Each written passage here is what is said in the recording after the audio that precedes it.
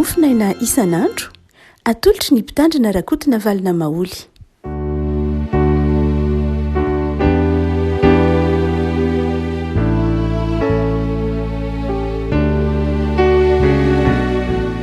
Miraba antsika rehefa malala tratrity zoma fa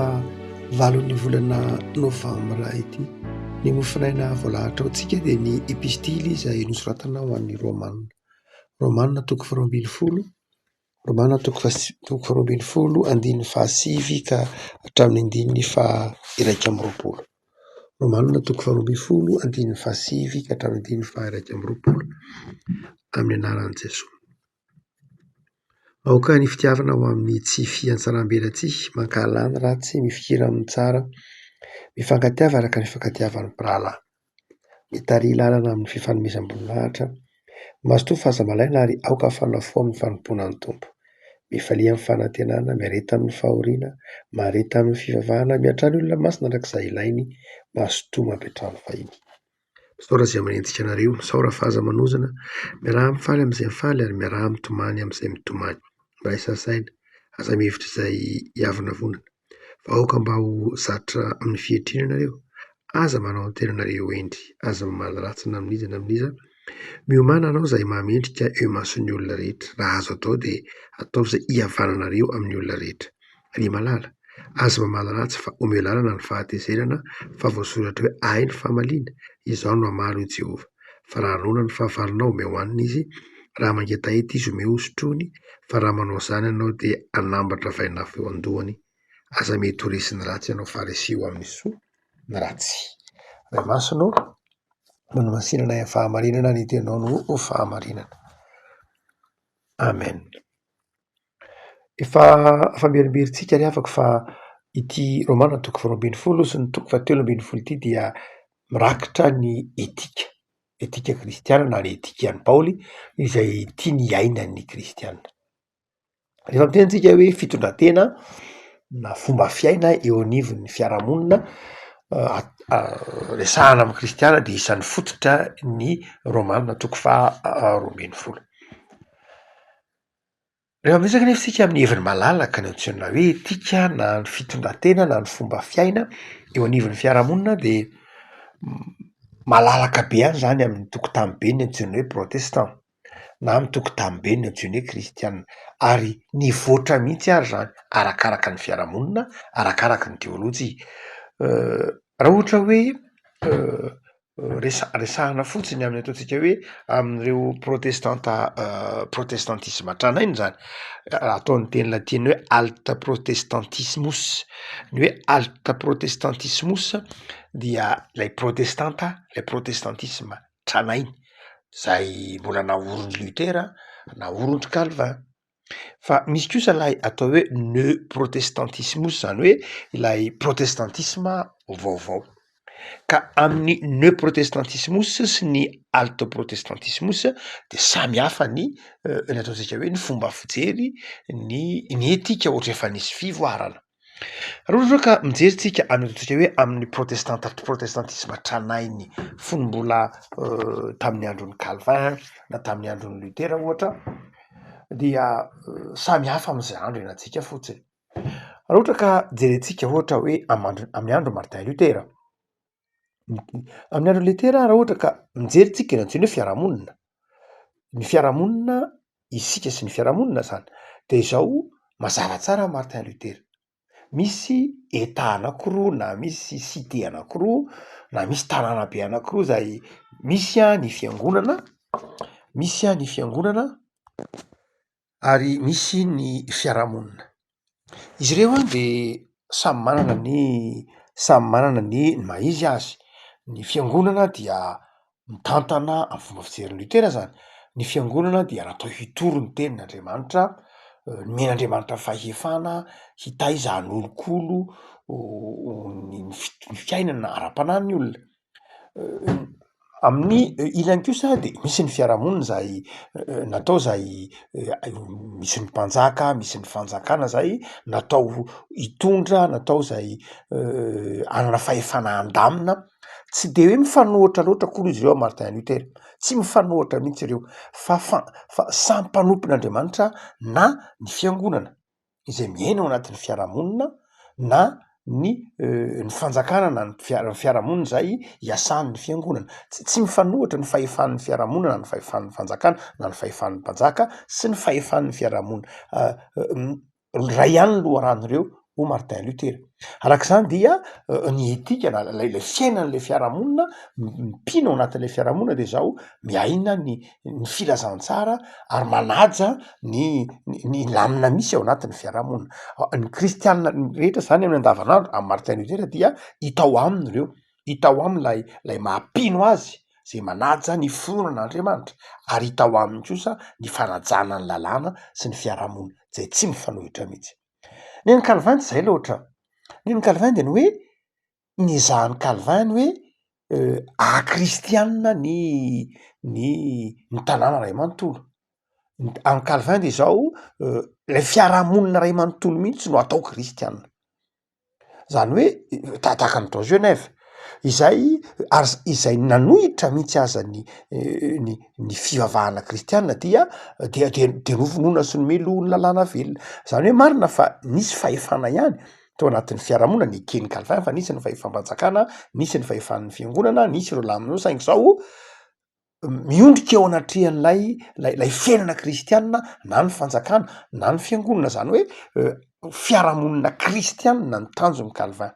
fiarahamonina kristianina, fiarahamonina anjakan'ny finoana ny filazantsara, zay amin'ny Calvin. Tsy tena mitovy amin'ilay fijerin'ny Luther zany izy fa anelanelan'ireo raha miresaka ihany tsika amin'ny hoe protestantisme tranainy, anelanelan'ireo nisy ny atao hoe anabatista. Ny anabatista na ny abatisma dia tamin'ny andron'ny Calvin zay noarina toy ny secte moa ary novonoina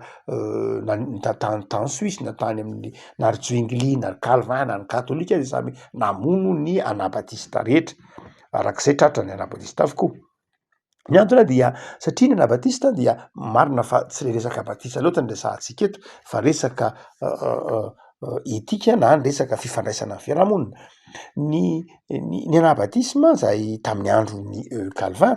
dia tsy hoe ny fomba fijeriny azy de ny hoe ny kristianina na ny fiangonana de tahaka ny antsoina hoe société ataontsika hoe alternativa.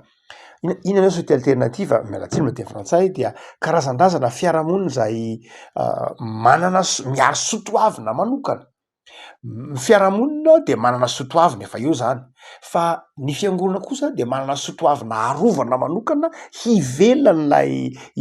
fiarahamonina zay efa manana azy. Amin'izay fotoan'izay lay fiangonana amin'ny fomba fijerena anabatista azy dia karazan-drazany manome maridalana, karazan-drazany manome repère, karazan-drazany manome torolalana ny fiarahamonina amin'ilay soatoavina zay arovana. Ny aingana tsotra fotsiny zao izy amin'ny filazantsara Matthieu toko 5 toko 1 toko 7 lay etikany testamenta vaovao. Izy ilàny zavatra zao dia mazava be amin'ny fiangonana protestanta tranainy.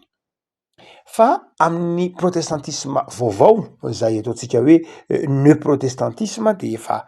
hafa be ny fomba fitondrantena, hafa be ny fomba fitondrantena na ny fomba fifandraisana amin'ny fiarahamonina na fomba fiainan'ny olona ao anatin'ny andavanandro. Nisy matetika resahantsika teto Karl Barth izay aty ambadiky ny ady lehibe faharoa mbola nanazava be dehibe momba ny kristianina ao anatin'ny fiarahamonina, ny mpino ny fiangonana ao anatin'ny fiarahamonina dia i Calvin ny Barth dia tsy na dia ataontsika hoe Suisse azy izy dia tsy nanaraka feno tsika teo marina fa nanaraka amin'ny fampianarana ny orina be tamin'ny fampianaran'ny Calvin Barth saingy tsy tena ny etikan'ny Calvin loatra ny tena nivoizin'ny Barth raha ohatra ka miresaka izy hoe kristianina ao anatin'ny fiarahamonina na fiangonana anatin'ny fiarahamonina saika nikisaka kely kokoa ary izy nakany amin'ny anabatista tamin'ny teboka-roa na vitsy ray na roa ny amin'ny hoe ny kristianina de zao miaina ny finoany manova manana ny sotoavina ny azy manokana izy, tsy manery ny fiarahamonina anova, tsy manery ny fiarahamonina haiova, fa miaro ny sotoavina zay azy amy mahafanasina amy mahafahazavana azy, tsy manery takany tamin'ny andron'ny Calvin de tena hoe niterena mihitsy hanao zay kristianina ny fiarahamonina, fa i Barthes tsy zay loatra. I Barthes de ny hoe iaino ny finoanao, iaino ny mahampino anao, iaino ny mahakristianina anao ary voizo ilay sotoavina mahampino anao anatin'ny fiarahamonina. Izay toe-javatra zay raha toa ka jerena am'izao andro antsika zao de miova be ho antsika FJKM fotsiny ohatra. Itsika zao dia raha tsorona de manaraka ny maha réformé atsika, mazava ho azy, tsy mahagaga raha ohatra ka ny mpanjaka ireo missionnaire ny LMS, missionnaire ny LMS izay tonga teto nanomboka ny taona 1870, 1870 Antananarivo, de nanana ny concept ny Calvin, nanana ny fomba fijery ny Calvin manao hoe atao zay akristianina ny firenena manontolo, zay ny vinany vinany LMS, mazava be mihitsy zay ny vinany LMS, izay toe-tsaina na lay fotom-pisainana ataontsika hoe alt protestantimus teo hoe ataovy izay kristianina ny firenena manontolo. Zay natonga ny hoe ny fivavahana kristianina de efa tonga fivavahan'ny mpanjaka nary tonga fivavahana narahany maro mihitsy ary satria zay le toe-tsaina calviniste nentin' ireo LMS. Itsika FJKM am'izao andro ankehitriny zao de mbola manana zany viny zany ihany. Ho an'ny loteranina nge tsy de zay loatra loteranina tsy de zay loatra ny loteranina dia amy toe-tsaina loteranina de ny hoe zava-dehibe lay pluralisme, zava-dehibe le hoe ao anatin'ny fiarahamonina io dia misy samy hafana be dehibe ao, misy fahasamy hafana be dehibe ao, dia zay le fomba fijerin'ny Lutera de manaiky hoe misy fiarahamonina anakiroa nge eto, misy fahefana anakiroa eto, de ny fiangonana, ny fanjakana afaka miara-monina tsara eo tsy mifanohitra, fa ho an'ny toe-tsaina calviniste ary io tsy azon'ny olona amin'ny FJKM indraindray hoe maninona ny FJKM no manana vina manao hoe votozy filazantsara ny nosy Madagasikara, tena vina calviniste zato isan-jato mihitsy zany, satria amy calviniste de zao manao hoe le fiarahamonina mihitsy no atao kristianina, zany hoe tena ilay toe-tsaina mihitsy.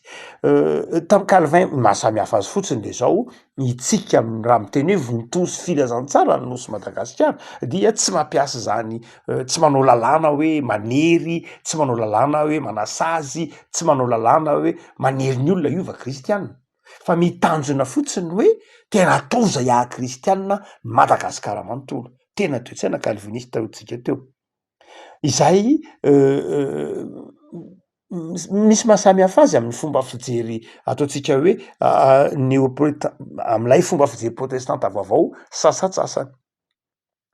Io ndraindray no mahatonga ny hoe tsy azon'ny olona ny FJKM, betsaka ny tsy mahazo ny FJKM amin'ny ataontsika hoe am position politika ndraindray, hoe satria misy lafika nge nitezana ny kristianina protestante. Aza mieritreritra manao hoe laissez-couler la ady nianaranao andro asa ataontsika hoe androany iny vo teo iny fa efa misy zavatra milafika ao anatin'ny toriteny renao isan'andro, efa misy zavatra no toe-tsaina n'olo-vana zay tsy azonao sary an-tsaina akory fa mivoaka eny anelanelana eny, ary zay ny mahatonga ny hoe mahatonga ohatra ny hoe sarotra amin'ny FJKM ohatra, sarotra amin'ny FJKM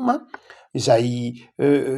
nandova ny toe-tsaina réformé ny manaiky lay séparation de l'église et de l'état, tsika tsy miteny hoe amy lafiny lalàna, fantatsika rehetra fa lalàna velona zany nanomboka tamy taona telo ambin'ny folo sy sivinjato sy arivo nitohy tamy taona roa ambin'ny folo sy sivinjato sy arivo, lalàna velona zany, fa le toe-tsaina nresahatsika hoe maninona kay ity kristianina protestanta réformé na FJKM ity ny manana fironana foana hoe any amy toeram-piasany de manao fitaoam-pivavahana, Any amin'ny fianakaviana de manao fitaovam-pivavahana, any amin'ny eny an-tanàna de manao fitaovam-pivavahana, anao propagande de manao fitaovam-pivavahana. Ny antony dia ndraindray mety hanana fitsarantsika manao hoe taotaon'ny olona fitaovana ara-politika ilay fivavahana, tsy zay loatra fa lay toe-tsaina calviniste, lay toe-tsaina hoe ity fiarahamonina ity rangaha alao atao kristianina. Marina loatra mety afaka za tsika tsy teny hoe to ampiasaina fitaovana politika le izy, to lasa me tsara velatsy fotsiny le kristianina, to endrika ivelany fa to ohatry mangalatra ihany, to ratsy fitondratena ihany, nefa mivavaka tsy hiditra loatra am'izay isika. Betsaka ny azo lazaina am'zany, tsy mahanazohy tsara an'izany rahateo koa isika, fa le lafiny hoe toe-tsaina hoe manontolo, aleo atao zay aha-kristianina le fiarahamonina manontolo. Zay toe-tsaina zay, zay vina izay tena vina calviniste. Ary matetika zay mifandona amin'ny fiarahamonina foana maninona ary no ohatra hoe fa maninona no fifoazana FJKM no mifandona amin'ny fivavahana nentim-paharazana tery ananina tery. Ny antony dia lay lafika iorenany mihitsy, lay nitezana azy nandritra ny 100 taona no manao hoe ity fiarahamonina ity kosa aloha de tokony ho kristianina. Tsy mety satria io tsy misy hoe maninona no pitehan'ny maninona ny tereniny FJKM na tereniny kristianina protestanta ho kristianina daholo Madagasikara manontolo. Tsy zay loatra fa tena toe-tsaina mihitsy, tsy mahagaga raha ohatra ka tany amin'ny volana jolay fantatsika rehetra fa rehefa nanjaka rana valina nanomboka nitondra rana valina faharoa dia mazava be mihitsy satria toe-tsaina calviniste ny tao anatin'ny saina. Rehefa nitondra niditra teto ny LMS de ny toe-tsaina manao hoe ny Madagasikara de zao atolotro an'i Kristy, Madagasikara dia any Kristy, Madagasikara dia ny fivavahan'ny mpitondra eto dia any Kristy Madagasikara. Zany toe-tsaina zany toe-tsaina tena calviniste mihitsy. Saingy eo atsika moa efa tratra n'lay ataontsika hoe ne protestantimus, zany hoe efa niova. Ary isan'izay nanova zany noho ny toe-javatra ara-politika, noho ny fivoaran'ny fiarahamonina de ndraindray ohatra hoe mampasarotra kely azy mantsy ny frantsay ny protestanta frantsay tonga teto Madagasikara, ny protestanta frantsay tonga teto Madagasikara dia nitondra ny séparation de l'église et de l'état, ny tsy tokony adinoana, tsy miresaka texte tsika eto alalàna hoe tsy tokony anao an'izao, tsy tokony tsy hifampiditra amin'ny lalam-panjakana, iny hafa mihitsy, iny tena rahantsika iny satria lalàna velona mazava iny, tsy azontsika ialana iny satria lalàna velona eto amin'ny tany sy ny firenena. Fa miresaka tantara sika ny hoe ny nitondra an'io ange teto Madagasikara ny séparation de l'église et de l'état de ny protestant frantsay, zay missionna protestanta frantsay no nitondra teto. Raha ny tena marina nefa ny missionna protestanta frantsay dia réformé, nanana ny toe-tsaina calviniste. Saingy ry zareo indray no nitondra lay hoe aleo hiavaka ny fandraraha-panjakana, hiavaka ny raharaha-pirenena. Ny antony dia tsy azo sarahana amin'ny tantara fa nisy olana teo anivon'ny fiarahamoniny fiangonana sy ny fanjanahantany tamin'ny andron'ny Victor Auganieur. Tamin'izay fotoan'izay ny loi sur la séparation de l'église et de l'état zany dia nanavitra lay fiangonana tamin'izany fotoan'izany. Ny fiangonana no nitaky ny tsy tokony adinoana, tsy ny fanjakana no nitaky ny fampiarana ny lalàna mampisaraka ny fiangonana sy ny fanjakana teto Madagasikara, fa ny fiangonana. Oka zavatra ndray mantsy mety atao hoe fanjakana nangataka an'izany, tsy ny fanjakana mihitsy no tamin'ny fotoan'andro, tamin'ny taona 3 tsy ny fanjakana mihitsy no nangataka ny fampiarana, ny fampisarahana an'io fiangonana sy ny fanjakana io, fa ny fiangonana mihitsy no nanao hoe aleo sarahana fa idirana reo fanjakana loatra ny raharan'ilay fiangonana. Hotsika manao hoe miresaka toe-tsaim-piarahamonina isika de nivoatra toe-tsaim -piarahamonina io arakaraka ny fifandraisan'ny fiangonana sy ny fiarahamonina. Fa aty aoriana moa ny teolojia mibarita zay noentin'ireo ray aman-dreny be dia be tao anatin'ny fiangonana FJKM, mialatsiny resaka matetika ny FJKM fa ho an'ny protestanta manontolo mihitsy moa zany na loterana raha mahatakatra tsara zany. dia hoany ro ray aman-dreny protestanta teto Madagasikara FJKM ohatra saika barity any ankabeazany ry izy rehetra de saika nianatra tamin'ny sekoly tamindreo faculté de théologie zay totsika hoe nibahana ny teolojia mibarita ny ankabeazany saika barity any ankabeazany ro ray aman-dreny Rakotondrainjoson Rabe Manahaka Ralibe Andriamanjato zany rehetra zany dia saika olona zay nivolavolainy ny toetsainy barita ary ilay toetsainy barita de ny hoe rehefa ao anatin'ny fiarahamonina ianao de ianao repère, ianao mari-dalana, tsy ilay hoe tsy ilay hoe ianao anery ny fiarahamonina ho tonga kristianina intsony,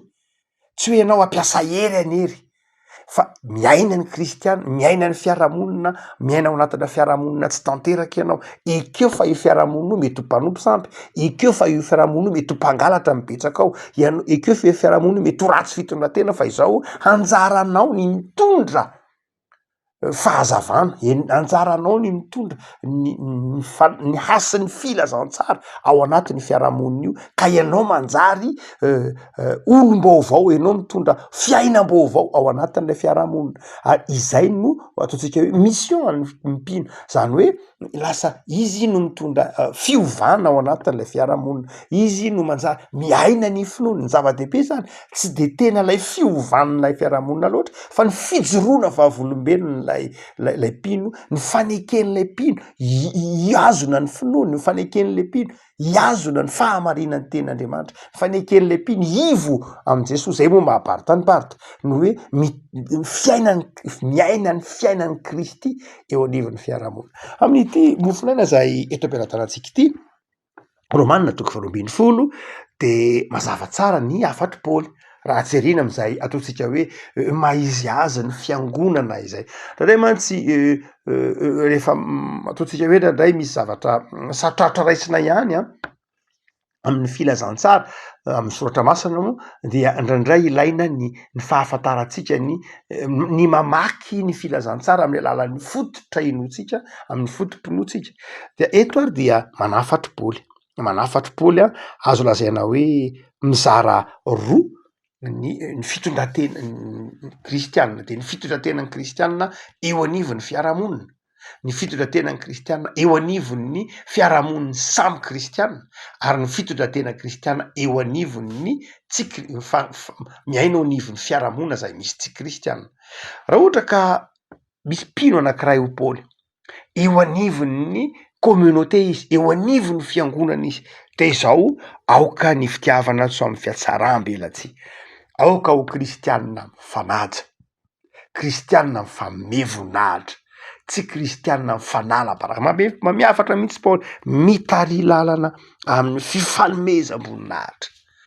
Zany hoe zava-dehibe zany hoe ao anatina communauté ianao, ao anatina fiangonana ianao de izao misy olona tokony ho hajainao ao, tokony ho hajainao na inona ny zokiolona ao anatin'ny fiangonana, ny fotsy volo,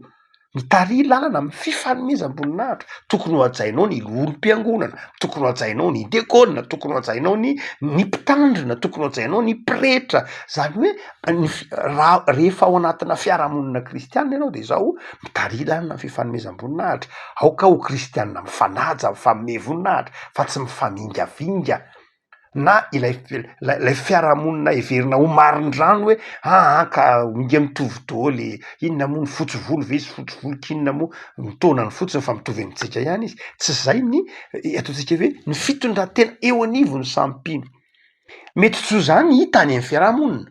any anivon'ny fiarahamonina mety tsisy fifanajana ny zokilona sy ny zandry-olona mety efa tsisy an'izany intsony any fa izao aty anatin'ny fiarahamonina dia aoka ifanaja, aoka ifanome voninahitra, aoka hiaraka mifaly amin'ny faly, aoka hiaraka ory amin'ny ory, aoka ifampitondra ny mavesatra, aoka ifampiantra, zany dia toetra zay ataontsika hoe andrasana amin'ny mpino eo anivon'ny fiarahamonina. Fa raha ohatra kosa ka eo anivon'ny samy kristianina fa raha eo anivon'ny tsy mpino kosa zany hoe ianao any anatin'ny fiarahamonina misy olona tsy mino dia misy zavatra roa lehibe tsindrina eo de ny hoe aza mamaly ratsy ny ratsy, tsy ao anatin'ny fiangonana loatra, ao anatin'ny fiangonana de mazava ho azy efa iainana zany tsy fisiany valy faty tsy manam-pahavalo ao anatin'ny fiangonana ianao raha misy olona mieritreritra hoe manam-pahavalo ao anatin'ny fiangonana izy dia misy tsy madio zany ny fony fa raha ny teny Paoly manao hoe aza mamaly ratsy ny ratsy de tena mitaona ny kristianina iainany zany ao anatin'ny fiarahamonina ao anatin'ny fiarahamonina aza mamaly faty. Faharoa de zao raha mbola misy azonao atao dia ataovy zay havananao amin'ny olona rehetra. Raha ao anatin'ny fiarahamonina no misy tsy kristianina ao misy mety misy olona tsy mitovy fomba fijery aminao amina ara-pivavahana na amin'ny ara-pomba de zao raha mbola miankina aminao zay ny tena dikany de zao ataovy zay hiavanana amin'ny olona rehetra. Io lay hoe kolotsaina ny fihavanana hoe miezaka ianao mifandray amin'ny olona rehetra fa ao anatin'le fifandraisana amin'ny olona rehetra iny no hampitanao kosa nefa mazava ho azy zay le resahantsika teo société alternative ao anatin'iny no hampitanao lay sotoavina maha-kristianina ary ny farana dia izy manao hoe tsy vitany hoe tsy mamaly ratsy ny ratsy ianao fa reseho amin'ny ratsy reseho amin'ny tsara ny ratsy reseho amin'ny soa ny ratsy. Toetra mpino ao anatin'ny fiarahamonina de zao toetra manao soa, toetra tsy mandrefy ny ratsy ataon'ny hafa fa mandrefy ny soa tokony atao kosa. Ny fihetsika eo zany tsy mitodika any amin'ny ataon'ny hafa fa mitodika any amin'ny tokony ataonao. Rehefa ny anatin'ny fiarahamonina ny mpino de zao tsy miainga amin'ny fihetsiky ny hafa akory no mibaiko azy hoe ny sasany manao ratsy ny sasany mamaly faty tsy miainga amin'izay zany ny mpino rehefa anatin'ny fiarahamonina fa miainga amin'ny atao hoe inona ny tokony atao. Ny mahdrefy ny mpino zany rehefa anatin'ny fiarahamonina de zao mametra-panontaniana hoe inona ny tokony ataoko fa tsy hoe zao ny fihetsiky ranona dia miainga amin'ny fihetsiky ranona ny fihetsiko. Tsy zay zany ny fomba fihetsiky ny kristianina ao anatin'ny mpino Paoly fa miainga amin'ny hoe tokony ataonao foana ary ny tokony ataonao de zao ny manao tsara na inona fihetsiky ny olona de tsy tokony hanova ny tokony ataonao ny fiarahamonina na manao ratsy izy na manao tsara izy. Vavaksika tompo am'soralay zay no ny sotra masina zay mampianatra anay fa izay de fahazavana zao tontolo zao ao anatin'ny fiangonana zay ao anatin'ny fiombonan'ny mpino zay de tao aminao mba tsy ary fa mananamana manakavana ka mifankaty mifamela mifandray mifanohana sy mifanampy ary ao anatin'ny fiarahamonina zay de tao aminao atsiary fa ho tiany namana ho tiany mpiarabelona aminay hanaja ny mpiarabelona aminay tsy hamaly ratsy na iza de atao io tompo ny fanorantenanay mba ho tahaka anao Jesosy ny fitondrantenanay iaina ny fitiavana an'Andriamanitra ary iaina ny fitiavana namana. Mampahirezanay anao ny tsara mandrakariva mampahirezanay mba ho modely alay tahaka eo anivon'ny fiarahamonina misy anay ary ataovy mahajoro vavolombelon'ny fahatsaranao zay na iza misy anay. Jereo ireo marary jereo manana olana jereo ireo manana ady Jesosy ampahirezo ary ataovy miankina aminao eno ivavaka araka lehiben'ny famindrantona. Misaotra Jesosy. Amen.